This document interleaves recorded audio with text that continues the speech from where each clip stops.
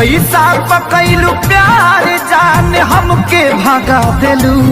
तोहर दिल हो के चार जार कहीं लगा लेलू। तोहर दिल हो के चार जार कहीं लगा लेलू।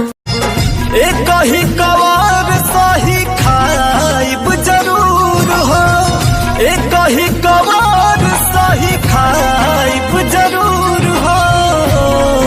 ए जान तोहरा शादी में आइब जरूर हो। ए जान तोहरा शादी में रोही रोही भाईल बानी पागल। बिरह के रोग बाटे लागल। हो खता बियाह हो आवता टेया हो। उठता दिलवा में दर्दिया हो।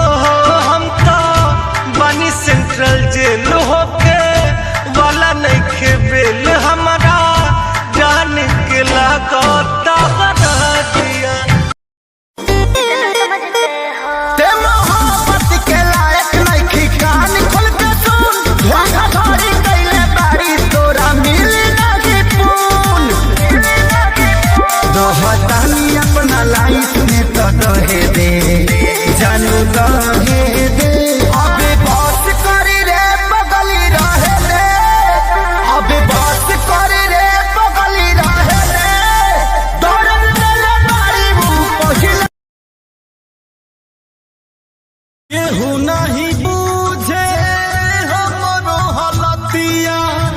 कुछ दिन से भइल ना उनका से बतिया।